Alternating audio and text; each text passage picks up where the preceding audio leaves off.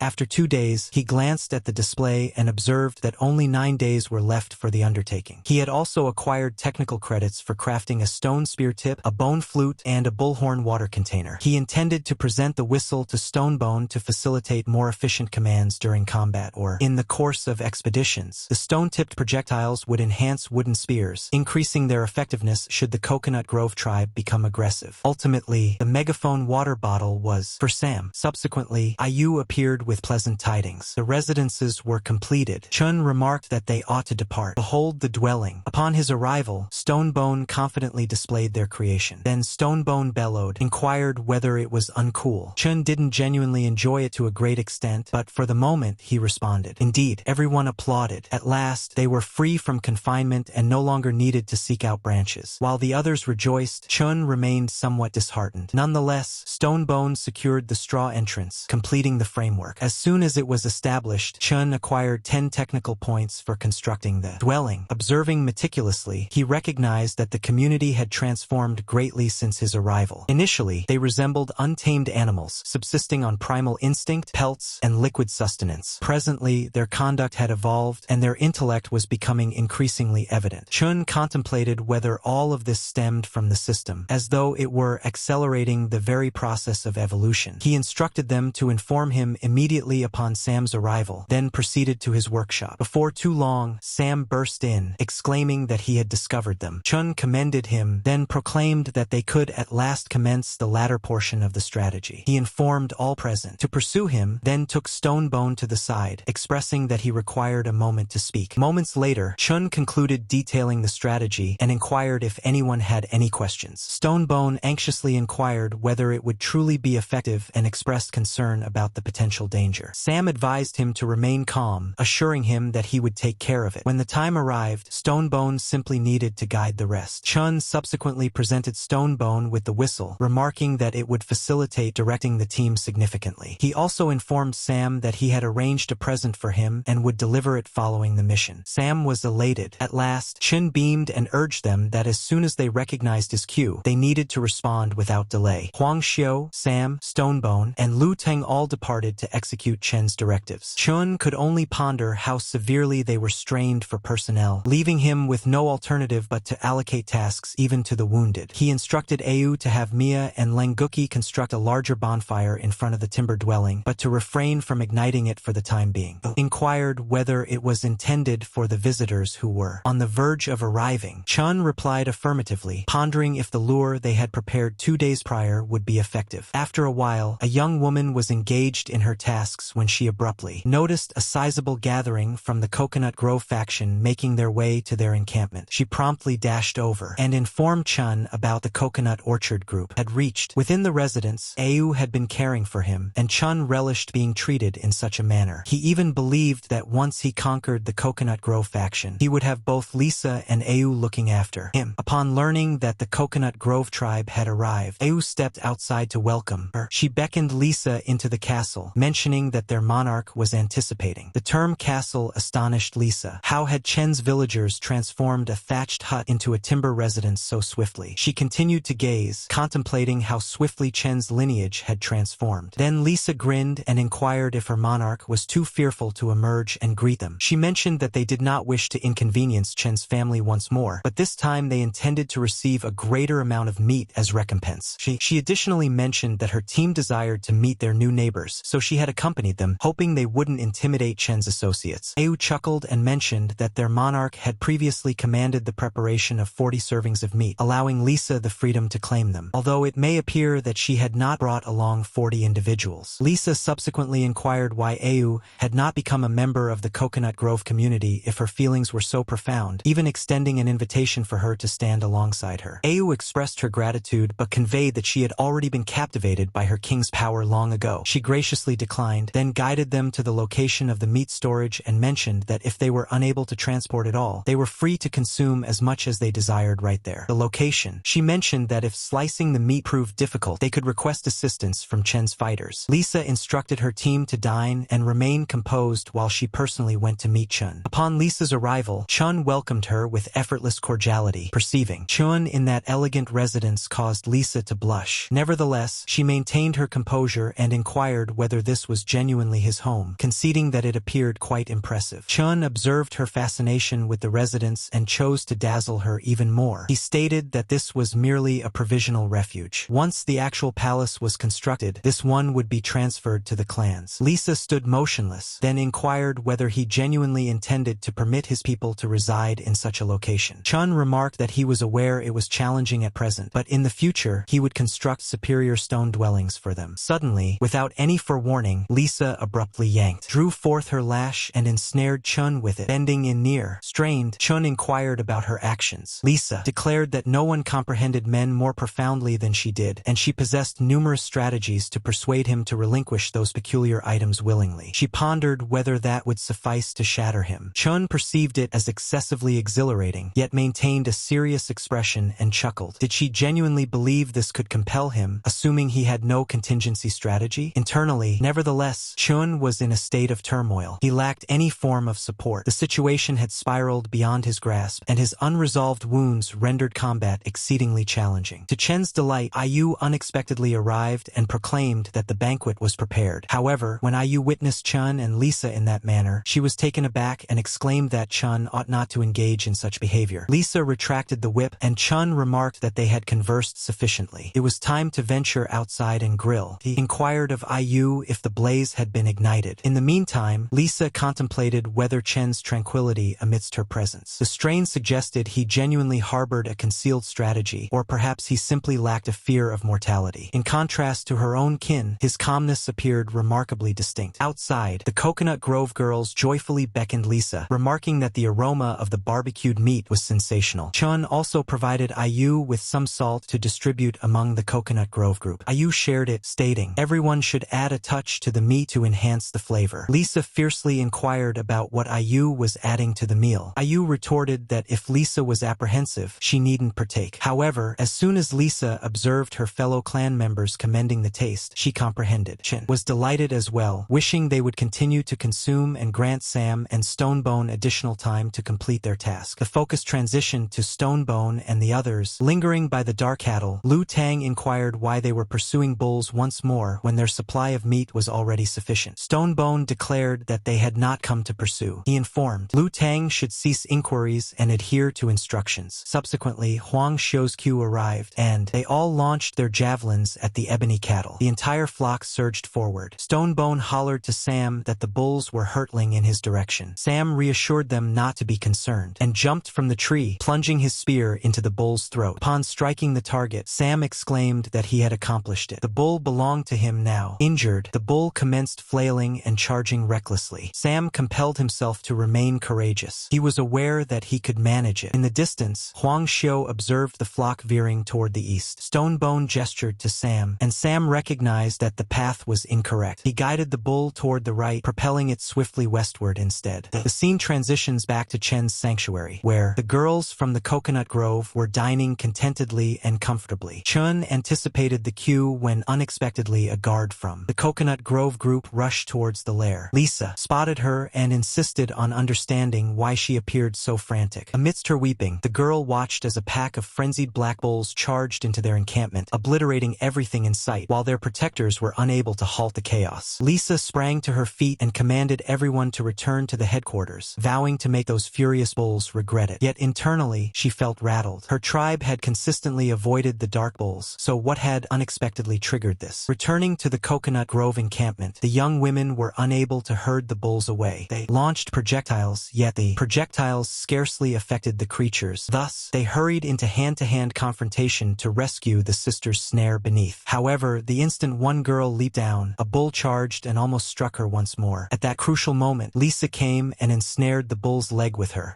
Upon catching sight of her, the others perked up. Lisa yelled at the frenzied creatures, enraged that they had the audacity to harm her kin. She released one bull, yet that still fell short. It rose again and surged directly towards Lisa, launching her through the atmosphere and dislodging the lash from her grasp. Chun arrived precisely at the right moment and intercepted her. He inquired whether she was okay. Lisa, exasperated yet composed, replied that she was well. She simply couldn't comprehend the origin of the bulls. Close by, Huang Shu, Sam, Looting, and Stonebone clumsily concealed their faces, as they were the culprits. Chun then glowered at the bulls and snapped, questioning if they had forgotten their suffering once their wounds had mended. The bulls bellowed and charged forward, causing Chun to become uneasy. Did it fail to identify him? Was the mantle crafted from the Black Bull King's pelt not formidable enough? Then, to his comfort, the bull began to retreat. Chun exclaimed that it appeared the flock had acquired a new ruler. He informed the chief bull that it appeared friendlier than the previous one, and as it was present, it could remain. At one time, Chen's lineage launched an assault on the bulls and Stonebone, instructed Sam to concentrate on the formidable supervisor. Alongside Stonebone, aiding Sam leaped onto the bull and attempted to gain mastery over it to be able to mount it. Chen observed Sam possessed genuine skill in equestrianism. As his individuals labored to tame the flock, Chen instructed Lisa to depart, yet she declined, contending that the group had yet to disperse. Chun prevented her from participating in the battle, cautioning that she was ill-equipped to confront these beasts. He hadn't assembled a sufficient number of individuals, so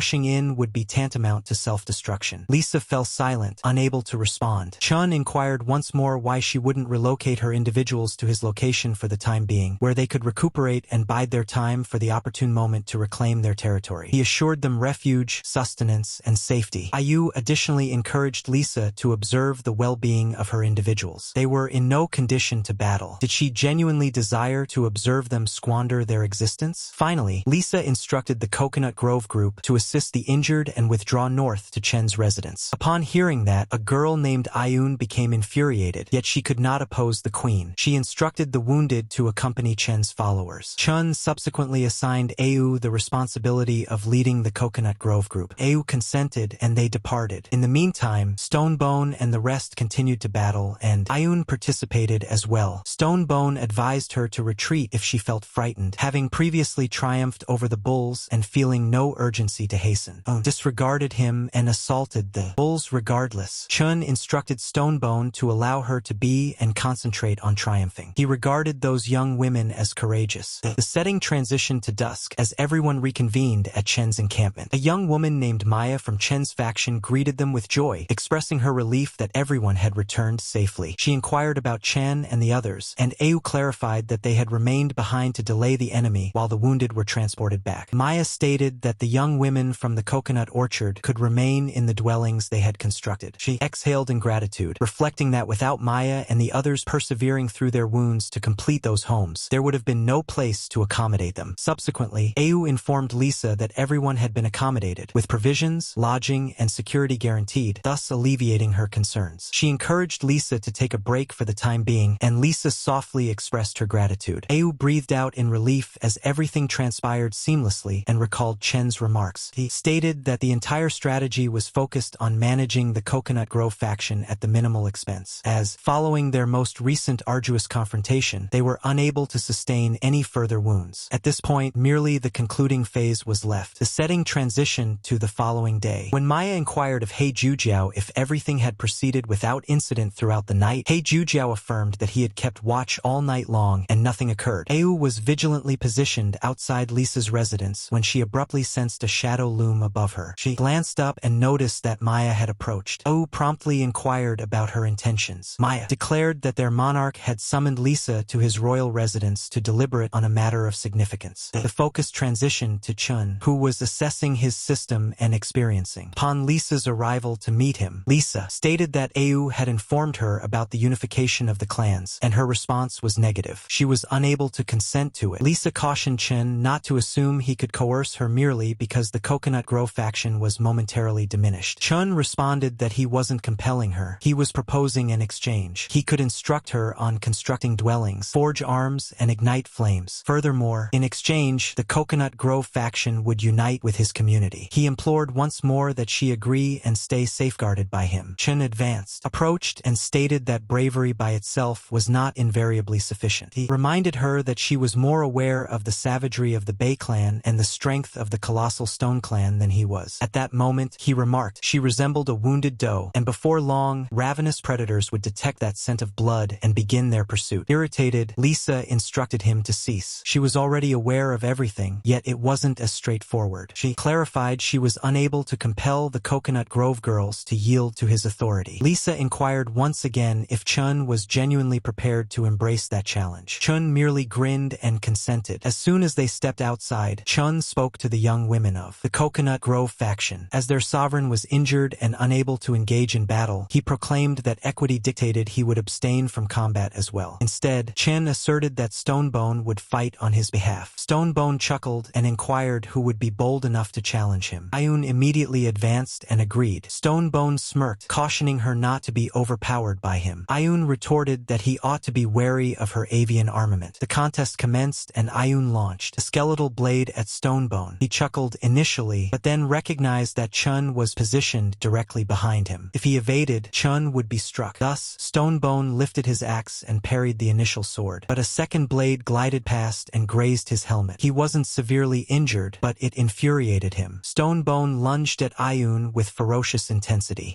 Was almost inundated when a Coconut Grove maiden abruptly sprang from the throng and hurled another blade at Stonebone's headgear. Just then, Ayun knocked him to the ground. Stonebone shouted that he had been surprised surprised and the confrontation was no longer equitable. Upon striking the earth, Ayun seized a blade and surged directly toward Qin. Qin didn't so much as blink. He had previously designated Huang Shu to protect him. Concealed upon the palace's pinnacle, Huang Shu cast a thrust at Ayun to protect Qin. The lance collided and propelled Ayun to the ground. Instantly, the coconut orchard girls darted over to Tina, yelling at Chun in rage. They alleged that he was deceiving them and enticing them into his domain with a tactic. Stonebone and Ayun both tightened as the confrontation intensified. The young women pleaded with Lisa for a command, asserting they could eliminate everyone present. Chun became anxious as well. An assassination was not included in his strategy, and he pondered whether the girls from the coconut grove were attempting to incite an all-out brawl. He questioned if Lisa had commissioned it or if she was completely unaware. Had the sovereign decreed it, he could potentially employ Lisa as a bargaining chip. However, to his astonishment, Lisa furiously commanded her associates to cease. She exclaimed, inquiring if they genuinely believed their trivial plot could deceive her. She asserted that she would never permit friends who had assisted them to be subjected to such disgraceful treatment. Lisa remarked that she would not probe into who participated in the assassination scheme, yet the duel remained a significant loss for them. She then informed Chun that Ayun was the most courageous and devoted fighter of the Coconut Grove clan. Without her, Ayun would have never relinquished her pride for something of this nature. Lisa remarked that she was aware Chun harbored exceptional talents, nearly supernatural ones. Thus, she inquired if he could be benevolent enough to save Tina's life. The Coconut Grove family would be eternally thankful. Chun appeared serious, yet internally he felt a sense of relief. This wasn't the most unfavorable result. Moreover, authority over the circumstances had been restored. In his grasp, recalling the blood-clotting salve, he reassured Lisa not to fret. Ayun wouldn't perish. After all, they had become partners now. One of the young women implored Chun to accelerate. Ayun was deteriorating rapidly. As he proceeded to assist, Chun resolved to disregard Tina's attempt on his life for the sake of a higher purpose. However, her deeds still couldn't escape retribution. Therefore, he utilized merely a small amount of medication, sufficient to sustain Ayun's life but not to completely heal her, reserving the remainder of the salve for his own injuries. Upon attending to her, he instructed the others to transport Ayun back to her residence, assuring them that she would recuperate within a few days. Observing those, the young women of the Coconut Grove tribe started lauding Chun, believing they had observed a phenomenon. Chun enveloped Lisa and inquired whether her community could unite with his clan at that moment. Radiating joy, she enthusiastically agreed. With a grin, Chun informed Lisa that she could continue guiding her team, provided they adhered to his directives. Lisa then stated she had one final plea. Chun required to become her companion, and they ought to conduct a ceremony to formalize it. Upon hearing that, Chun blushed with joy. To him, it seemed like a present bestowed upon him unexpectedly. He envisioned a marriage ceremony, band exchange, a nuptial suite, a daughter nurturing her collaboratively, observing her wed, aging together, and ultimately transitioning into the afterlife in unison. Witnessing Chun drawing, Lisa anxiously inquired about what was amiss. Did he not desire the partnership ceremony? Chun swiftly expressed his intense desire for it and enveloped her in a firm embrace. He then advised Lisa to recuperate and recover thoroughly, as he also required time to get ready for the ceremony. He instructed all to take a break as well, advising them to come back in a few days for the celebration. Following that, the system notified him that his clan had formally been founded and requested him to select a designation. Upon further inspection, Chun observed that the tribe's numbers totaled merely 46, and he pondered the reason for the deficit of 4. He designated it as the Newbie tribe. Subsequently, Chun began contemplating strategies for dealing with the Bay clan, even contemplating the possibility of seizing control. A few of their individuals captive. Nevertheless, he remained uncertain whether the prisoners would be included in the tribe's demographic. Then he caught snippets of conversation from a few girls from the Coconut Grove. They mentioned that they once appreciated Chen's grin, but now he would share the fate of the men who had previously become the queen's consorts, dissected during the ritual and subsequently consumed. Chun became rigid. The queen consumed men? He pondered whether that clarified why the Coconut Grove tribe had such a limited number of males. At that moment, an individual unexpectedly approached from behind him, causing him to cry out and plead with them not to harm him. Mia exposed herself and inquired why he appeared so terrified. Still taken aback, Chun questioned what she desired. Mia inquired whether he genuinely planned to become the partner of that impolite woman, Lisa. Chun acknowledged that he may have to reconsider it, as consenting to the celebration had been overly rushed. Mia inquired if he truly intended that. Chun responded that he had assumed he was acquiring a spouse. However, However, Lisa proved to resemble a praying mantis more than expected. Mia began to rejoice until IU interrupted and inquired about why she had slipped away when she was meant to be recuperating. Flushing with embarrassment, Mia expressed her desire to be with Chun. He regretfully responded that he required solitude and proposed that the girls from the Coconut Grove assist with the camp's building if they were interested. IU concurred and began guiding Mia back. Nevertheless, Mia continued urging Chun to ponder thoroughly and select her over Lisa. Subsequently, Chun resolved to converse with Lisa regarding the entire situation. The following morning, Chun awoke to discover everyone preparing surprisingly smoothly. Moreover, the Coconut Grove group was assisting in the construction of homes. He made his way toward the agricultural region where the transient encampment of the Coconut Grove Collective was established. Upon his arrival, IU welcomed him and inquired whether he had come to visit the queen. Consequently, she mentioned that Lisa was close to the river. IU subsequently notified Lisa that the monarch had arrived, and Lisa instructed everyone else to exit. Once they were isolated, and Lisa inquired if anything pressing had occurred. Chun declined. He had merely arrived to assess the progress of her injury. Lisa responded that she would be completely healed in an additional 2 or 3 days. Subsequently, Lisa inquired whether Chun was interested in embarking on their romantic journey ahead of time. Anxious, Chun replied negatively, then inquired about her name. Lisa informed him that he could address her as Lisa. That was the moniker the previous queen had bestowed upon her, yet no one had referred to her by it since her banishment. Upon hearing that, Chun became increasingly apprehensive, contemplating that it was either compliance or exile, and she might as well rebrand the faction as the Praying Mantis clan. Chun inquired if the previous monarch had companions as well, and what became of them. Lisa responded that all of them had been devoured. In her tribe, monarchs customarily ingested their consorts to acquire additional strength. Chun was even more concerned, but eased somewhat when Lisa mentioned that it was the previous queen's tradition, and she had no desire to uphold it. Chun experienced a sense of relief and inquired whether she had ever consumed anyone. Lisa replied that she had only just ascended to the throne and had never had a companion, thus she had never encountered the opportunity. Chun then bid farewell and departed to get ready for the event. On his journey back, he contemplated that if the danger of being devoured was non-existent, perhaps he should engage in conversation with Mia. Abruptly, Lisa interjected that while she refrained from consuming humans, if someone mistreated her later, she would not falter to chastise them harshly. After a while, Chun traversed their communal space, observing everyone as they toiled. Then he came to the awareness that he had merely a week remaining to complete the objective, prompting him to prioritize the apprehension of captives and ensure its success. Chun informed Stonebone that he would be absent for a period. At that moment, Stonebone was tasked with coordinating everyone's tasks, and if any pressing matters arose, dispatch someone to locate Chun at the shore to the southward. The setting subsequently transitioned to the South Seashore, where Chun witnessed something astonishing and pondered what had transpired. Had the Bay clan been eradicated? Dodo birds roamed unrestrained among the remains, prompting Chun to understand that the vicinity was secure for the time being. He examined the Bay clan cadavers and observed they retained a degree of suppleness, accompanied by no odor of decomposition. The conflict that resulted in their demise must have concluded quite recently. Chun also noticed that their digit talons were exceptionally pointed, and the injuries corresponded with those talons. He started to contemplate whether the aquatic zealots had turned against one another. This heightened the urgency of locating any remaining survivors. There, he discovered a cadaver devoid of internal wounds, yet its visage contorted in torment, as if it had perished in great suffering. As Chun endeavored to comprehend the circumstances surrounding the event, Sam unexpectedly emerged from nowhere, proclaiming that a faction of Bay clan individuals was instigating disorder at their location. Upon hearing that, Chun swiftly dashed back to the headquarters. The setting transitioned to the headquarters, where Stonebone instructed everyone to remain nearby, preserve their energy, and prepare for hand-to-hand confrontation. They launched wooden javelins, yet the Bay clan madmen dismissed them without a wound. As the madmen advanced, Stonebone instructed everyone to remain composed and resist in any way possible. Simply ensure that no one gets pulled into the water. Once that occurred, they would have no hope. The madmen charged at them, but a deluge of rocks disrupted their advance. At that moment, Queen Lisa's backup made its appearance. Lisa inquired of Stonebone about the situation. Were these adversaries from the Bay clan? And what had prompted individuals from the southern border to unexpectedly arrive at their headquarters? Stonebone claimed he was completely unaware. The crazed individuals had abruptly emerged from South River and assaulted the base with wild fervor. Subsequently, the opposing factions clashed in a fierce confrontation. Lisa herself participated in the conflict alongside the newbie clan. She attempted to converse with the Bei clan warriors, but received no reply. This made her recognize that something was seriously amiss with them. As Lisa exchanged strikes with one assailant, a bulkier maniac attempted to catch her off guard. Chun charged in with great intensity, delivering a powerful blow to the hulking figure. Nevertheless, the madman absorbed the blow effortlessly, astonishing him. Subsequently, two members of the Bei clan attempted to ambush Chun. However, Huang Shui and Lan Gukue intervened, defeating them and rendering them unconscious. If the Bei clan desired their monarch, they cautioned, they would need to overcome them initially. Chun commended Huang Shui and Lan Gukue and instructed them to manage those lesser oddities. He additionally requested Lisa to assist his team in managing them, as he required his complete focus on the creature before him. Lisa consented and hurried inside. Chun informed everyone that he was depending on them until the outcome of his own battle was determined. He informed the large madman that he was completely unaware of what had transpired with the Bei clan. However, the newbie clan was not involved in the matter. They were likely assaulting an incorrect objective. The savage disregarded him and launched an assault regardless. Chun stiffened, yelling, inquiring if it had forfeited the capacity for speech. He was also astonished by the man's frenzied might and pondered how, even with strength and swiftness several times greater than that of an ordinary individual, he was meant to manage this situation. In the face of these crazed individuals, he felt like a delicate purveyor of destruction. Surrounded by his comrades, he could not afford to utilize his axe's concealed ability. Engrossed in contemplation, Chun overlooked the cadence of the madman's onslaught, and it seized his hand with its jaws. Fortunately, he pulled back just in time, since the bull monarch's mantle absorbed the impact. In the absence of that safeguard, his left hand could have been entirely severed. The maniac became increasingly furious and rushed at Chun once more with full force. Chun narrowly evaded, and the savage ripped away his mantle instead. Chun felt a chill. How had it escalated so quickly? If he hadn't managed to extricate himself from the shroud, he would be lifeless. Then he observed the maniac abruptly halt its assault and pondered what had caused its sudden stillness. An instant later, it withdrew. Chun perceived something unusual. The large madman had merely ripped away the blood-soaked section of his mantle. He also observed that Agen was the sole individual encircled by a substantial group of Bei clan members. It was at that moment that Chun comprehended the Bei clan was pursuing their targets through the scent of blood. In this distorted condition, they were operating solely on primal instincts, and Chun promptly contemplated exploiting that to his advantage. At that moment, Sam returned and inquired of Chun what he required. Chun instructed him to accompany two individuals and retrieve 3 piglets from the pigpen. Sam gazed at him, perplexed, reminding him that those wild pigs were designated for future utilization. Chun barked at Sam to simply carry it out, quietly seething that the Bei clan was compelling him to relinquish 3 precious boars, and he would make amends for that in due time. He subsequently instructed Lisa to remove all the injured from the battle. Before long, Sam arrived back with the wild pigs. Chun instructed him to set the cubs free near the riverbank. The moment they were released, the terrified wild pigs raced toward the water in search of refuge. However, Huang Xiu awaited with lances and assaulted the young ones. The moment they were injured, all the madmen of the Bei clan shifted their gaze toward them and commenced tearing them asunder. As the madmen indulged in the young bears, Chun instructed everyone to apply a paralysis toxin to their spear tips and steer clear of critical areas. Then, to his astonishment, Huang Xiu remarked that the Bei clan lunatics were behaving oddly once more. As Chen glanced over, he was shocked to behold the crazed individuals, convulsing strangely before gradually crumpling to the earth. Chun furiously insisted on learning whether Sam had tainted the cubs, yet Sam refuted the accusation. That merely heightened Chen's vigilance, prompting him to instruct everyone to maintain their distance and remain cautious. He was unable to comprehend what was transpiring with the Bei clan or the reasons behind the situation. Eventually, the setting transitioned to the agricultural region, where each member of the Bei clan was confined within enclosures. Ayun instructed everyone to remain vigilant in the event that any of them stirred. Upon awakening, the Bei clan prisoners promptly began pleading for assistance. Ayun dispatched a young woman to notify King Chen.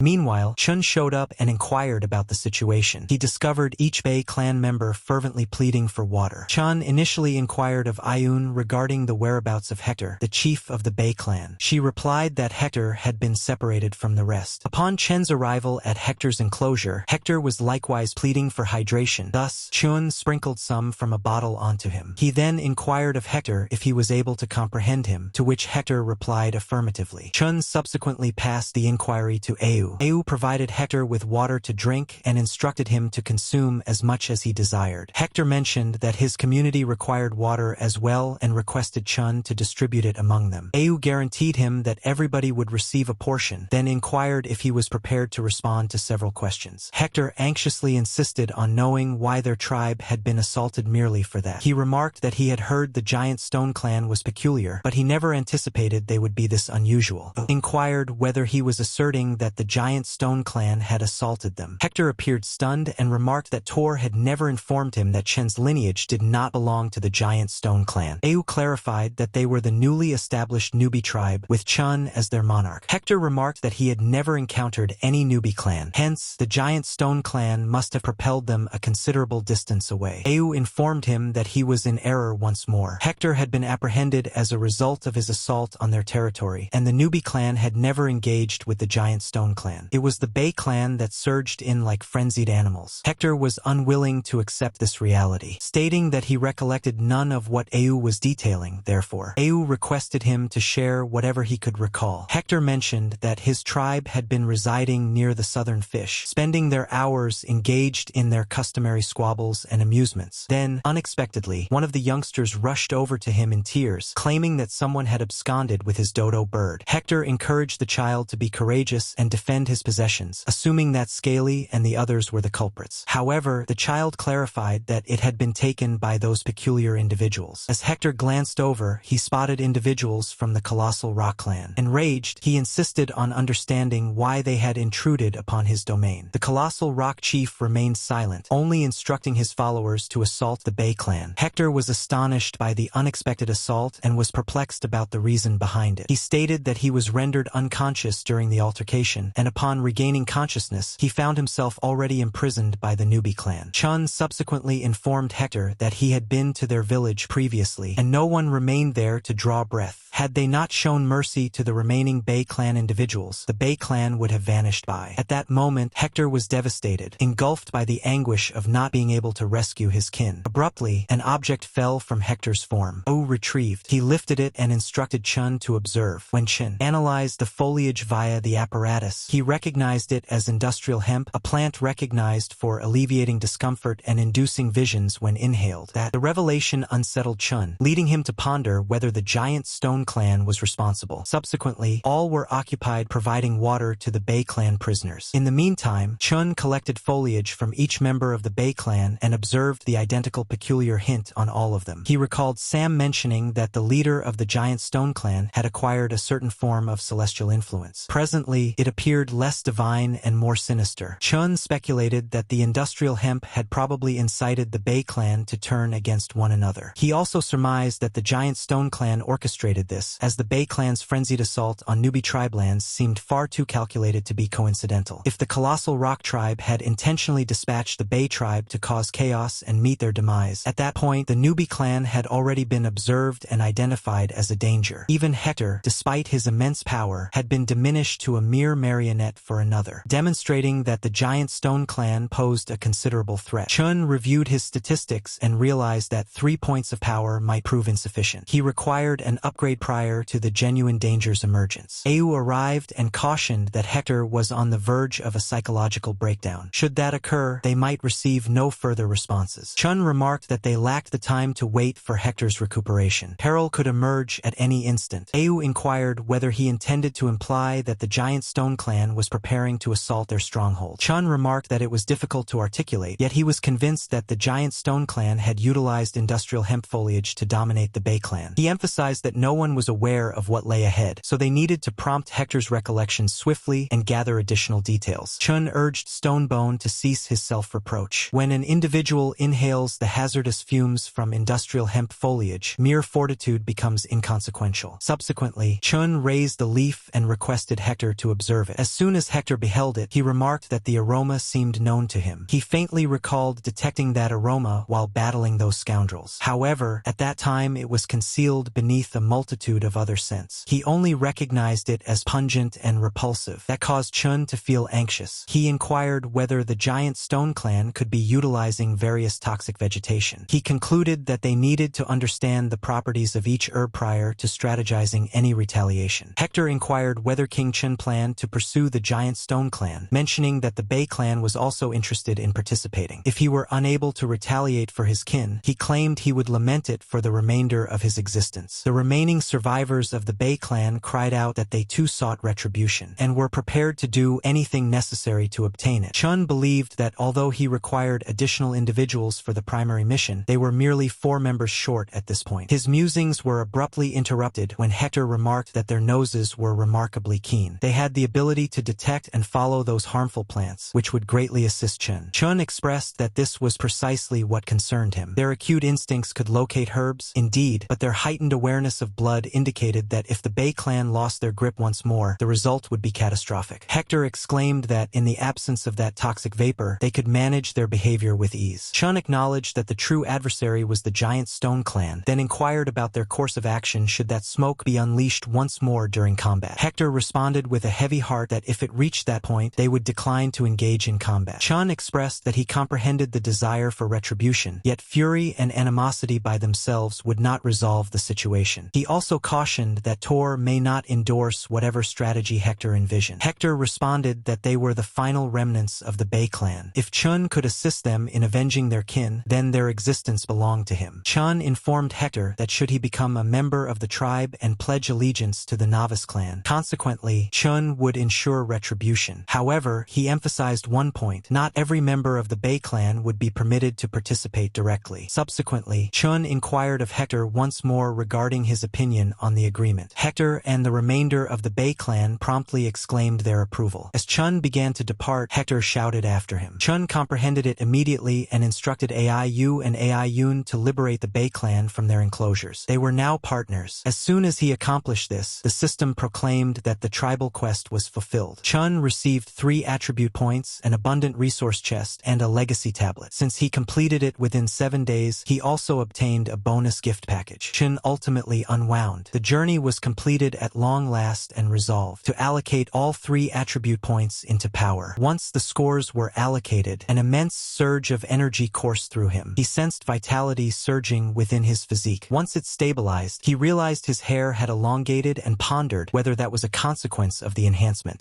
Therefore, Chun proceeded to examine the accolades. Within the expansive storage chest, he discovered a metric ton of hematite. That exhilarated him. It signified he could bypass the Bronze Age and transition directly into the Iron Age. Subsequently, Chun unwrapped the unexpected present with anticipation for something delightful. He was thrilled to discover 3 containers of clotting salve. In comparison to the previous occasion, this prize was significantly superior. Subsequently, Chun instructed the system to retrieve the heritage plaque. He realized he had acquired a civilization artifact, although gaining access to it would require 10 technology points. He did not waver and utilized the points to recognize it. The recognition concluded, and Chun was awarded a tablet titled Sense of Humility. He promptly recognized that it could serve as a crucial advancement for the development of their society. He was particularly satisfied because it signified he no longer needed to concern himself with men and women swimming together. He certainly didn't want anyone observing Lisa in the water. With that resolved, Chun redirected his attention to the more significant issue: how to confront the colossal stone clan. At that moment, Ayu appeared. She was astonished by Chen's transformed physique, taller, wider, and more robust. Chun dismissed it casually and inquired what she required. In response, Ayu inquired if he wished for her to engage in discussions with the colossal stone tribe to resolve any misconceptions. Chun replied that there was no misconception. The colossal stone tribe had already resolved to obliterate them. He referred to them as the most formidable adversary the inexperienced clan had encountered thus far, the type capable of turning individuals against one another and thriving amid the turmoil. Ayu questioned anxiously what actions their clan ought to take next, unable to conceal her trepidation. Chun expressed that their most prudent course of action at present was to bolster defenses, stockpile provisions, and refrain from inciting the colossal stone tribe until they were completely prepared. In summary, they needed to conceal their power and bide their time for the opportune moment. Ayu subsequently inquired how they ought to arrange the 22 fresh arrivals. Chun instructed her to divide the Bei clan members into 3 groups, one for constructing shelters, another for collecting provisions, and a third for crafting traps. Upon hearing the word traps, Ayu appeared puzzled and inquired about their purpose. Chun clarified succinctly that snares would aid in safeguarding their domain. He remarked that they could apprehend adversaries or ferocious creatures alive, thereby providing the tribe with enhanced protection. Subsequently, he informed Ayu that he had an additional pressing assignment for her. Given the increasing number of individuals to nourish, they needed to begin contemplating sustainable food resources, and they could no longer afford to squander surplus meat. Thus, he resolved that everyone ought to acquire the skill of crafting jerky. When Stonebone arrived and gazed at Chen's more robust physique in astonishment, Chun instructed him to disregard that and concentrate on the objective at hand. He commanded Stonebone to begin establishing snares across the adjacent mountains, and the thicker, the superior. Chun mentioned that he had already selected assistants for him and would personally instruct on the initial snare. However, he emphasized that the true essential wasn't merely acquiring the skills to construct them. It was committing to memory the location of each trap. Upon hearing that, Stonebone grew tense and conceded that the task didn't seem thrilling in the slightest. Chen gently struck his helmet and expressed confidence that he would recall each trap's position, highlighting his significance. This had to remain entirely confidential. Only Chun and Stonebone would possess all the details, and no additional individual could be included. He instructed Stonebone to alternate employees among various sections to ensure that no individual became familiar with all the trap positions in any particular region. Should there be even a single betrayer among them, the repercussions would be catastrophic. Once the snares were established, Chen asserted that Stonebone needed to relay each position back to him. He even erased the diagrams he had utilized to clarify concepts, cautioning Stonebone against sketching anything. Every trap position needed to remain in his memory. Stonebone acknowledged that it appeared challenging, yet assured he would honor Chen's confidence. Chen commended him, then advised him to take a break. They would commence the task once nightfall arrived. Chun positioned the humility sign outside his residence so that all who walked by could observe it and comprehend its significance. Subsequently, he informed Lung Guchue that he intended to rest for a short period. Stonebone and the others would seek him out in the evening. Should any pressing matter arise prior to that, Lung Guchue was to rouse him without delay. Within the dwelling, Chun reclined on the mattress contemplating the extent of time they truly possessed. There remained an immense amount to accomplish. Recruit troops into various divisions, construct fortifications, coordinate patrols, unveil advanced technology, broaden territory. To Chun, the tasks seemed perpetual. Nevertheless, he chose to savor this uncommon opportunity to relax and swiftly drifted off to sleep. Upon Chen's awakening, he discovered himself in an establishment enveloped by attractive women indulging in beverages. Chen requested that they present themselves. They introduced themselves as Xiaoya, Lily, and Tita Dan. Overjoyed, Chun remarked that he must have indulged a bit too much, yet he was pleased to return no longer. Stuck in those nerve-wracking days of surviving in the wild, he relished their companionship, and after some time, Xiaoyu was reclining next to him, informing him that it was time to rise and attend to work. Chun sighed, expressing that he truly couldn't manage it any longer. Xiaoyu then stated she was not Xiaoyu. He speculated a few alternative names, yet all were incorrect. Finally, she declared that she was Stonebone. Chun sprang up in terror and exclaimed it had all been a vision. Enraged, he insisted on understanding why Stonebone was present in his chamber. Stonebone replied that Chun had instructed him to visit during the night. However, upon his arrival, Chun seized him and began to court him. Chun was utterly astonished. Then Lungu Chue interjected, stating that it was merely a misconception and they had to commence their tasks. Eventually, the focus transitioned to Chun, instructing the group on constructing traps, beginning with a spike pit as the initial demonstration. He clarified that their adversaries and the creatures they encountered were immense, thus the traps needed to be sufficiently deep and broad to be effective. Subsequently, Chen demonstrated the correct method to cover the cavities with foliage. He urged them to consider that spike pits could be combined with the tripwire snares he instructed them on previously, emphasizing the significance of diversifying trap varieties. He mentioned that Huang Shui could likewise instruct on various trap designs. Huang Shui appeared perplexed and stated that he was unaware of any traps whatsoever. Chun inquired whether he recalled the shifting target from javelin practice, exchanged the timber for a net, and incorporated a mechanism, transforming it into a snare. Following this, Chun delegated the task to Stonebone and the others before returning, silently wishing he could reclaim the aspiration he had just forfeited. Upon returning to the area, Chun was astonished to discover it deserted. Typically, at this time, someone would have been awake and industriously engaged in their tasks. He proceeded to inspect the residences, but when he attempted, as the girl entered the room, the women present instantly shouted for the intruder to remain outside. When Chun inquired about the situation, their tones became grave. A few were only partially attired, thus none of them wished to step outside. This led Chun to believe that the heritage plaque's humility was influencing them. He closed the door and informed them they had half a day to create new garments. If they remained inside past noon, he cautioned that he would implement the regulations without compassion. station. Positioned beside the memorial, Chun was captivated by the intensity of its impact. Subsequently, Stonebone dashed over, calling out his name. As Chun pivoted, Stonebone enthusiastically remarked that they had discovered something during their excavation of traps. Chun immediately beamed. What Stonebone uncovered was flint, a remarkable find. He elucidated that flint unveiled boundless opportunities, particularly as striking it forcefully could generate sparks. Chun and Stonebone swiftly returned to the location where it had been discovered. Once there, Stonebone indicated the location and mentioned they had excavated around that boulder. Following, with a single glance, Chun understood that there was little flint present. Given that this was not a parched, salty desert, if the flint had originated naturally, there was merely one plausible rationale. He instructed Stonebone to examine the earth more meticulously. Stonebone concurred, remarking that the section of soil was gentler than the surrounding ground, and it appeared that there were objects concealed within that resembled nothing like ordinary stones. Upon sampling it, Stonebone, immediately overwhelmed with dread. It was excrement, and he sensed, till after placing it in his mouth. Chun, on the other hand, had already surmised that there was likely a substantial waste pit beneath. He was perplexed. Had another rudimentary civilization once inhabited this area and advanced to a point where they utilized something akin to restrooms, or could this have been the ancient lair of the colossal rock tribes? Chun instructed Stonebone to collect the flint, then conceal everything once more and leave no evidence behind. He additionally commanded the installation of additional traps in the vicinity, the construction of signaling towers on elevated terrain, and the assignment of sentinels to rotate through shifts. Stonebone merely gazed, then exclaimed in bewilderment. Structures? Lighthouses? What was Chun referring to? The setting transitioned forward by 4 days. Chun wandered through the area, observing the numerous new residences. For him, this was the initial genuine stride towards contentment. Abruptly, Mia dashed towards him, nearly startling him out of his wits. He urgently summoned Lung Guchu for assistance in restraining her, but it was beyond the point of no return. Mia propelled herself into Chun with an overwhelming embrace and unintentionally overwhelmed. A residence under construction. Lung Guchu anxiously inquired whether Chun was okay and instructed Mia to remove herself from him immediately. Noticing Chun in pain, Mia embraced him more firmly, pleading with him not to perish. They had only recently completed constructing the homes and couldn't afford to lose him at this moment. Chun sighed that the playful antics had come to an end, then inquired if Mia had mentioned that the homes were completed. She acquiesced and proudly conveyed that there were 2 lines of residences, totaling 10, sufficient to accommodate 50 individuals comfortably. Satisfied, Chun gently smoothed her hair and commended her efforts. Subsequently, he informed Mia to refrain from behaving so irresponsibly again and penalized her by requiring her to mend the damaged house. Subsequently, he proceeded to examine their provisions. Upon arriving at the river shore, Chun observed the Bay family joyfully angling, while Ayu and a number of girls assisted in spreading the catch out to dry. Chun observed that, in contrast to constructing homes or excavating pits, the Bay clan was significantly more adept at entering the river and catching fish. With their assistance, the newly formed tribe had evidently acquired not only an increased quantity of sustenance but also a greater diversity. Lung Guchu commended Chun for their numerous achievements, noting that it had bestowed upon them a remarkably flourishing existence. Chun replied, perhaps that is true, yet he continued to contemplate whether the manner in which he overcame the Coconut Grove faction was genuinely just and what strategies he could employ in the future. Lung Guchu advised him against doubting himself. Chen's directives represented their intent, and in his perspective, there was no flaw in their actions. In this realm, he remarked, solely the robust endure. Clans large and diminutive annihilate each other daily. Thus, achieving victory with minimal casualties was a form of compassion for both them and the Coconut Grove faction. Chen grinned and remarked that Lung Guchu possessed the essential attributes required for the journey ahead. Subsequently, Chun requested him to evaluate the frontier fortifications, persuaded that the Bay clan could still possess additional unexpected developments, reminiscent of that enigmatic amphibious unit. The setting transitioned to Stonebone and the others constructing snares and fortifications. Upon Chen's arrival, he inquired of Stonebone regarding the configuration of the traps and signal towers. Stonebone stated that in accordance with Chen's directives, the western, southern, and northern signal towers were all completed. However, after designating 6 individuals to staff the towers and shifts, they were left with very few employees remaining. Stonebone clarified that to complete on time, they needed to depart early and labor on the mountain prior to nightfall. Chun recognized the deficiency in personnel and resolved that from this day forward, he and Lung Guchu would venture into the mountains to lend assistance. Stonebone objected, asserting that they were capable of handling it alone. However, Chun interrupted interrupted him. This was a pivotal instant, thus each moment was crucial. He continually pondered if the colossal rock tribe had previously resided in the vicinity. If that were the case, they could possess a deeper understanding of this landscape than his own kin. And if they launched their assault while his clan was still ill-equipped, the subsequent ambush could be even more significant. That evening, as all were laboring and Chun toiled beside them, he abruptly cast a look at the western lighthouse and sensed an ominous foreboding. He pondered whether it was merely his creativity. Suddenly, shrieks erupted from the southern beacon tower. Astonished, Chun spun around and gazed in that direction, where he noticed a distress signal. Chun yelled for everyone to advance. The southern lighthouse was being assaulted. Chun dashed towards the south, his thoughts speeding. Despite being aware of every snare position and benefiting from an agility enhancement of 2 points, it still required a minimum of 5 minutes to arrive at the southern mountain. He could merely hope that nothing occurred during those 5 minutes. At the southern tower, Huang Shui was conducting a surveillance when he observed that snares adjacent to the community had been activated. He was unable to comprehend how adversaries had infiltrated so deeply. He also contemplated that an additional faction could have noticed the signal blaze and was advancing stealthily amidst the turmoil. Concluding it was preferable to initiate action first, he set out to locate the trespasser. Huang Shui hurried towards the noise and thrust his spear. However, the adversary was formidable, deflecting the spear and compelling him to evade. To his astonishment, the silhouette immediately launched into an assault, departing. Huang Shui had hardly any opportunity to respond, and causing him to elevate his defenses in alarm. To his astonishment, the assailant halted and identified himself as Chun. Shocked, Huang Shui inquired why he was on the southern flank. Chun replied that there was insufficient time to clarify and questioned whether Huang Shui was aware of where the snares had been triggered. Huang affirmed and indicated the location, adding that he was the individual who ignited the signal fire. Chun instructed him to bide his time for the others who were following the secure path, and then guide them to that location after himself. Upon Chun arriving at the activated snares, he was unable to detect anyone else in the vicinity. The stillness felt unsettling. It was evident that they had not captured a wild creature, and because the confined individual wasn't shouting for assistance, Chun contemplated whether they were truly alone or had already lost consciousness. As he gazed into the snare, he was astonished to discover Lisa. He insisted on understanding what she was doing there when she was meant to be recuperating from her wounds. Lisa retorted, questioning why he was positioned there, questioning her rather than providing assistance. Chun simply smiled and playfully provoked her by tickling her feet until Lisa, infuriated, demanded that he take her away. At that moment, they perceived Huang Shui and the others approaching. Lisa whispered sharply to Chen that if anyone witnessed her in this state, he had better ensure they remained silent. Chun tightened and instructed her to hold on as he dealt with them. He bellowed for all to halt in their tracks and refrain from advancing any further. This was perilous, and they risked death if they drew near. Stonebone appeared perplexed and speculated whether Chun had inadvertently walked into a trap. Should they charge in and rescue him? Huang suggested likely not. Based on Chen's inflection, he didn't appear to be in a predicament. Rather, it seemed he preferred they not witness something. Stonebone whispered that Chun had appeared odd since the confrontation. Even the women steered clear of them during bathing, and everything seemed altered in some way, although he was unable to clarify it. In the meantime, Chun liberated Lisa and chuckled, remarking that he had never anticipated her, of all individuals, to succumb to the snare, but at least they were now aware that it was effective. Lisa chuckled as well, remarking that she hadn't anticipated him being aware of such an array of peculiar skills. Chun subsequently inquired what had prompted her to venture out here during the late hours, to which Lisa responded that she had eavesdropped on the Bay tribe's conversation that evening. She clarified that a pair of individuals from the Bay clan were expressing a desire to visit the coast for seafood such as fish, shrimp, or clams to gain more vigor for their labor. However, the route to the coast was obstructed by a menacing group of hyenas, deterring anyone from proceeding due to the threat of an assault. Returning to the current moment, Lisa remarked that this was the reason she ventured out after dark, in search of a more secure pathway. Chen stated he had traversed that path numerous occasions, and there had been no hyenas present 5 days prior. He surmised that an individual from the Bay clan had recently ventured out and lured the pack into the vicinity. Lisa inquired whether there was an issue with the Bay clan and proposed taking drastic action against them. Chun promptly rejected the idea. That was not his intention. He was contemplating the vulnerabilities they had overlooked and stated that they required monitoring units. He also emphasized that they needed to remove obstacles from the pathway to the beach and ensure its safety. Chun mentioned that fish and shrimp were merely an extra benefit. The main focuses were dodo birds and their eggs. He also proposed establishing a salt flat for evaporating salt. Subsequently, he resolved the matter. At dawn, they would confront the hyenas. Lisa mentioned that she could manage the sentinels and concealed guards. Nevertheless, she encouraged Chun to reconsider pursuing the hyenas and expanding their domain further. Chun grinned and inquired whether she was apprehensive about him. Agitated, Lisa instructed him not to surpass her, cautioned that with such a limited number of individuals, overseeing two distinct regions could be perilously imprudent. She also cautioned him that the shoreline had previously been struck by the colossal stone tribe. What if they returned? Chun responded that this was precisely the reason the shoreline was comparatively secure at present. He clarified that their primary encampment, the coastal station, and the massive stone tribe on the southwestern mountain established a triangular formation. If supplies and communications flowed seamlessly between the camp and the shoreline, both factions could bolster one another. Lisa confessed that she didn't quite comprehend his logic, but since he had made a decision, she concurred. After a while, Chan, Hector, Languchue, and a few members of the Bei clan made their way to the location where the child had seen the hyenas. Hector inquired of the youngster whether he was certain this was the correct route. There was no trace of blood. The child maintained he had witnessed the hyenas in that location roughly 2 days prior. While the young lad advanced, a hyena abruptly sprang towards him. Hector responded immediately, countering and rescuing the child from peril. However, nearly immediately, hyenas surrounded them from all sides. Languchue cautioned Chun to remain vigilant. Chun merely grinned, remarking that with the Bei clan at their side, a horde of feral dogs posed no threat. Then, Hector instructed Chun to lead the team on the left while he managed the correct. The brawl erupted, and the Bei faction swiftly engaged the hyenas without difficulty. Chun believed it was the ideal opportunity to assess the true potential of the new trainees. A hyena abruptly lunged at Chun. He effortlessly halted its advance, seizing it by the neck. In a matter of moments, they had eradicated the hyenas. Hector complained that the battle had not been fulfilling. Chun instructed him to dismiss it and urged everyone to continue onward. As they ventured further, Hector remarked that this once belonged to their domain. Upon their arrival, Chun urged everyone to examine that he stated was the location for the establishment of the outpost. He indicated it needed to be positioned close to the precipice and be spacious enough to accommodate 20 individuals, complete with a signal tower above it. Chun mentioned that once the structure was completed, they would also require a modest salt flat adjacent to the outpost. He informed Hector that he would dispatch additional assistance to help, yet emphasized that he had merely 4 days to complete all tasks. For an instant, Chun experienced the sensation of a supervisor evaluating a construction site, despite being the one burdened with the strenuous work. Prior to departing, Chun directed them to ignite a signal blaze without delay in the event of any crisis. The situation postponed to 3 days subsequently when Chun completed the construction of a wooden bow and acquired 5 technology credits. At that moment, Ayu arrived to inform everyone that Sam had come back with an update. Chun approached and inquired if Sam had discovered any northern clans to partner with or subjugate. Sam replied that he had journeyed north for over a day and encountered no signs of inhabitants. He stumbled upon a lake, an adjacent snow-covered peak, and an unusual being inhabiting the water. Prior to obtaining a distinct view, the being descended to the depths and disappeared. With the snow-capped peak positioned further ahead, Sam hesitated to proceed and retraced his steps. Chun dismissed it with a chuckle, commending him for his performance, then teased that Sam was more afraid of the icy peak than the aquatic creature. Trembling, Sam replied that the mountain was considerably more menacing. He inquired whether Chun had ever encountered the tales regarding it. Chun questioned what was so terrifying, but Ayu abruptly embraced him, expressing that she was frightened. Chun inquired why the snowy mountain intimidated her to such an extent. Ayu remarked that the mountain wasn't the most daunting aspect. It was what resided beyond it, a colossal being. Chun reassured Ayu not to fear. With his presence, she had no reason for apprehension. Suddenly, his system presented a new mission. Locate the giant and he would earn 1 attribute point. Chun was astonished. Why would merely observing a colossal figure merit a single point? He had come perilously close to death while fleeing from a saber-toothed creature and had only received 2 points for that. Then it dawned on him that the giant might merely be an exceptionally large individual. Watching from afar shouldn't pose much of a threat, correct? Conversely, if the giants possessed their own society, they might even become allies. Nevertheless, he needed to remain vigilant. A single misstep could spell catastrophe for the tribe. Nevertheless, exploration and negotiation were not responsibilities he could fully delegate to Sam and Ayu. Chin informed Sam to take a respite. The feast was in 2 days, allowing him to relax and indulge himself. Sam expressed his gratitude, evidently relieved that he was receiving a reprieve and would not need to confront the behemoth. Ayu Ayu reminded Chun that Sam tended to feel anxious in specific circumstances. Chun suggested it could be more than just anxiety. Sam perceived peril more acutely than anyone else, which rendered him exceptionally vigilant to specific risks. This was the reason he could wander outdoors and remain safe. Chun subsequently inquired with Ayu regarding the arrangements for the partnership ceremony. Ayu stated that all preparations were complete. Chun instructed her to assemble travel essentials for 4 individuals. He intended to lead a small party on an adventure. Upon learning that he would be participating personally, Ayu anxiously inquired whether the journey posed any risks. Stated he was merely surveying the surrounding regions, thus there was no cause for concern. He requested provisions, water containers, and warm garments, and instructed Ayu to express gratitude to Skinny for crafting the attire so excellently. Ayu subsequently inquired about his intended departure. Chun replied that the ceremony was scheduled for 2 days hence, so he would set off following the feast. The setting transitioned to 48 hours later, with Chun having crafted a shield for his own protection. He clarified that, constructed from durable timber and leather, it was exceedingly lightweight. He mentioned that all individuals ought to substitute their equipment as swiftly as feasible. At that moment, Ayu entered and informed Chun that it was time to don the regal attire. As he emerged wearing it, the crowd erupted in applause and commenced festivities. At that instant, Chun couldn't refrain from speculating whether the partner ceremony was essentially a nuptial event. In his previous existence, he had battled merely to endure, but now he possessed his own clan, his own community, along with a spouse. It seemed nearly like a fantasy. However, in this realm, he genuinely sensed his place. Chun approached Lisa and conveyed to her that should he ever be absent, the destiny of the novice clan would rest in her care. He then proclaimed to the entire clan that from that point forth, Lisa would reign as the sovereign of the novice tribe. The members enthusiastically applauded their monarch and sovereign, and the atmosphere became profoundly poignant. Even Mia wept, expressing her desire for no one to take the king's place, yet the moment remained poignant. Once the festivities concluded and darkness descended, all attendees bid Chun farewell for the night, and Chun felt a sense of relief that the event had transpired without any mishaps. Ayu approached with a grin and informed him that Queen Lisa was anticipating him in the palace. He ought to make his way to her. Initially, Chun flushed at the idea of Lisa anticipating his arrival, but then grew tense, recalling that her preferred method of expressing fondness included a whip. Even thus, he made his way toward the palace, intrigued by what could be in store for him. Summoning his courage, Chun unlatched the door and announced to Lisa that he had returned. However, the instant he glimpsed her fury-ridden expression and sensed the palpable strain, Chun became rigid, contemplating why it abruptly seemed as though someone was on the verge of perishing. Lisa informed him that she would grant him a single opportunity to justify his actions. Anxiously, Chun inquired about what precisely she desired him to elucidate. Lisa rose, retrieved the whip, and inquired if he was still feigning. Now truly frightened, Chun pleaded with her to show restraint. It was their nuptial evening. Inwardly, he lamented his decision to enhance Lisa's ride. Lisa insisted on understanding why he was in such a rush to depart from her by embarking on a journey immediately following the ceremony. Upon hearing that, Chun eased slightly and urged her to compose herself so he could clarify. He outlined his entire strategy, and Lisa inquired whether he intended to convince the giants to ally with them against the Colossal Stone faction. Chun expressed uncertainty about his ability to persuade the giants and preferred to err on the side of caution. Thus, the true intention of the journey had to remain concealed. He likewise confessed that he couldn't comprehend why Sam and Ayu were so apprehensive about the giants. Lisa listened to that and inquired if it might be more advantageous for her to accompany him. Chun declined, stating that one of them needed to stay with the community, and furthermore, she had a more significant matter to address. Lisa inquired about what that was. Chun retrieved a stone slingshot and mentioned he would demonstrate its functionality to her later. He clarified that by the moment he came back, he required her to instruct a rock-throwing squad. The setting transitioned to the following morning, with Chun making his way into the giant's domain accompanied by Huang Xiu, Hector, and Tina. He was even humming to himself, but Ayu stared at him with intense anger. Noticing that, Chun became anxious and speculated whether Ayu was intentionally trailing behind him, merely biding her time for another opportunity to surprise him. However, there was nothing he could initiate. This had been Lisa's choice. The events of the previous night were straightforward. When Chan attempted to flirt with Lisa, she sharply rebuked him, telling him to cease his teasing. She then inquired as to the reason. If he required 3 associates, he had not selected individuals from the Coconut Grove tribe or the Bay tribe. Chun expressed his desire for Hector to accompany him, as he had witnessed his combat abilities firsthand. Regarding the coastal outpost, Stonebone would oversee it for the time being. Lisa expressed that she was indifferent to whom else he selected but insisted that she needed to accompany him. She mentioned that her sense of security would only be guaranteed if IU remained alongside him. Lisa moved nearer and reassured Chun that she had already dealt with IU severely regarding the previous occurrence, so he had no need to be concerned. In the current moment, Chun remained tense. IU trailing behind him kept his temper boiling and his anxiety heightened. At this juncture, Chun grasped onto Huang Xiu as if he were a crucial support, convinced that if anything were to occur, only Huang Xiu could rescue him. Huang Xiu whispered that it seemed as though someone was observing them, then dismissed it as likely just his fancy. Hector inquired of Chun whether he was aware that there was a lake ahead. Chun acknowledged, stating that Sam had brought it up previously. Hector chuckled and surmised that Sam must have spotted the colossal being as well, because during his childhood, he once observed it consume a leopard entirely in the blink of an eye. He mentioned that he had been fortunate to endure witnessing it as a youngster, and this time he aspired for an authentic confrontation with the lake creature. Chun was astonished. How could encountering a being like that be deemed fortunate? He conveyed to Hector that creatures such as a lake monster did not captivate him significantly. He would only find enthusiasm in something far more formidable, similar to titans. This caused Huang Xiu to recoil, and he anxiously implored Chun not to desire such a thing. Chun mentioned that he was merely jesting, then inquired whether giants truly existed. Huang Xiu commenced detailing that prior to their encounter with the monarch, their clan consisted of over 30 individuals. Then one day, they encountered a colossal creature, leaving the entire tribe powerless. Everyone dispersed in a frenzy, filled with terror. Although he was quite young at the time, Huang Xiu remarked that none of the survivors could ever erase that terrifying image from their memories. Now, Chun ultimately grasped the reason behind Sam and IU's shivers at the mere mention of giants. Hector interrupted and cautioned everyone against consuming the nearby fruit. He had tasted it in his youth and suffered greatly as a consequence. Chun examined the fruit with his apparatus and verified it originated from toxic vegetation. He surmised that the unfamiliar vegetation surrounding them could potentially be beneficial, so he instructed the system to examine and recognize them. The outcomes astonished him. Each individual plant possessed potent therapeutic properties. Chun was in awe. The whole woodland was essentially teeming with healing botanicals. He then observed something peculiarly recognizable, and upon inspecting it, he recognized it as a grain-bearing grass. Chun beamed immediately, delighted to have discovered grain seeds, and shortly acquired a supplementary mission: cultivate numerous varieties of cereals in substantial quantities and successfully nurture them within a period of 180 days. Chun instantly considered that they could be embarking on agriculture, and as soon as they discovered clay, they would be able to prepare food, create remedies, and much more. As the crop had not matured yet, he opted to come back later and collect it at that time. At that moment, Chun perceived an unusual occurrence. This time, it wasn't Tina's animosity. Huang Xiu highlighted a particular aspect, and Chun pivoted abruptly, anticipating peril. Instead, he discovered a leaf with resilient strands, ideal for twine, fabric, or even parchment. He commended Huang Xiu for noticing something so advantageous, already envisioning superior garments. However, Huang Xiu specified that he was not referring to the peculiar vegetation. He was alluding to the sounds emanating from the thicket. As Chun glanced over, a hyena emerged from the undergrowth. He surmised that the pack had been shadowing them the entire time, and the eyes they had perceived earlier were likely those of these hyenas. Becoming aware that they could return for retribution, Chun instructed everyone not to allow their escape and encouraged them to eliminate the menace. The battle commenced. Hector stormed and wrathful, resolute to eliminate the hyenas once and for all. However, Ayun was unexpectedly encircled, with 2 or 3 hyenas darting towards her. Hector hurried over and rescued her effortlessly, advising her not to express gratitude. It was part of his duty. Subsequently, the hyenas began to retreat, and Hector chuckled that it was a shame they were escaping. Chun instantly 叫喊着让他们不要让猎狗逃跑，因为他厌倦了一次又一次的遭到伏击。他们开始追赶，然而陈迅速 understood that despite having 2 additional agility points, he could hardly match their velocity, making it impractical to keep pace. Suddenly, an unsettling stillness enveloped him. As he pivoted, he became petrified. Ayun had been captured by a mysterious plant creature. Chun pondered what it could be, and upon investigating, discovered it was a crimson king blossom, a large plant that exuded caustic slime and actively pursued nearby creatures for sustenance. Chun was astonished. It was a carnivorous bloom. First saber-toothed cats, then colossal beings, and now this. The prehistoric era was drifting further from anything he comprehended. Ayun attempted to pierce it with her skeletal blade, yet the weapon slipped from her grasp and fell into the blossom's opening, where it melted instantly. constantly. The scene left everyone in shock. Chun shouted, insisting to understand why Huang Xiu and Hector were merely standing by, and commanded them to rescue Tina. Huang Xiu retorted that they were not declining to assist. They had also fallen prey to the beast. Chun promptly began to slash at the plant's tendrils, yelling for Ayun to persevere until he arrived. Ayun exclaimed, urging Chun to abandon her, rescue Hector and Huang Xiu instead, and flee. Prior to his arrival, the carnivorous plant engulfed her entirely. Fury surged within Chen, yet he compelled himself to concentrate on rescuing Hector and Huang Xiu above all else. To his astonishment, hyenas launched an assault from the rear as well. Hector assisted by tossing an object at the hyenas to repel them, cautioning Chun to maintain his distance. It was a ruse set by the jackals. Huang also called for Chun to flee, asserting that he could still evade capture on his own while they delayed the group for as long as possible. Nonetheless, Chun continued to resist the tendrils, becoming aware that they were not particularly swift. The hyenas were merely taking advantage of the diversion. Subsequently, he observed that they were in proximity to an area of lifeless trees. Relying entirely on it, Chun extracted flint and struck it against the wood, igniting a fire. In his thoughts, no being was present that couldn't be resolved with an appropriate flame roasting. The tendrils ignited, and Chun succeeded in pulling